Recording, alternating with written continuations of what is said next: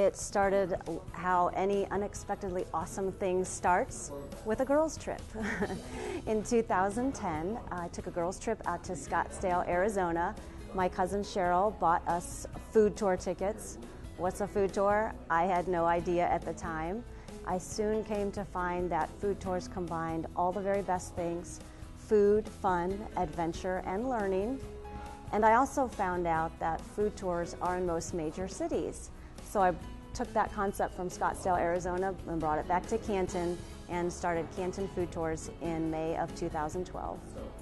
Canton Food Tours offers a wide range of walking and van-based tours that highlight the very best of the Hall of Fame city and surrounding regions. Our most popular tour is the signature downtown walking tour, and it covers 3 restaurants. We go inside 1 art gallery, and we visit 1 pub or bar. And so you're meeting chefs, business owners, artists, and in between the stops, as we're walking from point A to B, we're talking about the city's history. I'm pointing out architectural details. We're learning about industries that shape the city. So it's a very content-rich, yet fun and flavorful 3.5 hours. Who takes a food tour? Besides the majority of locals, which I'm very happy about. My youngest customer was 6 years old, and you'll probably believe this rather than not, but she is less picky. She was less picky than a lot of the adults that I've had on my tours. My oldest I have lined up for a tour this spring. He will be 98. So between 6 years old and 98, that's a very big difference, but the majority are aged 30 to 60 and young professionals. Well, the highlights of Canton Food Tours, for me anyway, is the reaction from visitors and people on the tour. I'm happy to report in my first year that the vast majority of people, about 95%, are local, and that means that they live within an hour from Canton. And that's really good for me because my ultimate goal is to have the people on my tour come back on their own to visit these venues, and I'm finding out that that's happening. One of the most memorable tours has to do with my largest audience, which was 75 people. I got a call from Susie Gardner, who's in the arts, the Jackson School for the Arts. She heads that up, and she gave me a call and they wanted to do a fundraiser.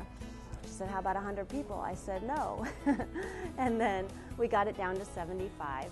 We brought those people downtown Canton, divided them into groups of 3. We walked all throughout the city. Different venues opened their doors and welcomed us on a Friday night, by the way. And then we had this amazing mystery ending where we ended up, it was only announced that night, we ended up at the McKinley Monument. They opened it up just for us that night.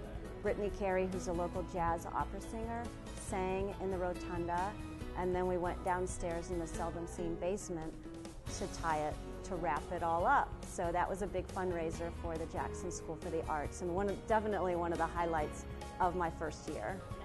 The future of Canton Food Tours, it's wide open, which is very fun for me. Right now I have different venues and individuals calling and saying, hey, can we fit in on the tours, or can you incorporate us on the tours? And the majority of the time, yes, they can. So I'm getting calls in, and I'm also coming up with different themes, different food focus or chef focus, or cultural entity focus. And so the sky's the limit. But what I intend to do is diversify the tours that I have now on the books and possibly expand into other regions, maybe Worcester, Minerva, Alliance, more into North Canton, Jackson. So it'll be fun planning. The impact of Canton Food Tours is a win, win, win, win, 4 times over, because it's a win for my business, obviously. When I sell tickets, that's good for me. It's also a win for the people who take the tour because they're having a great experience. It's a win for the venues on the tour stops because it promotes return visitation. And it's also a win for the community in general. So often we hear, oh, there's nothing to do downtown Canton, or, Northeast Ohio, it's such a bummer of a place to, there's nothing to do, hang out. And I'm proving the opposite. And if I have to take people by the hand and show them, then I will.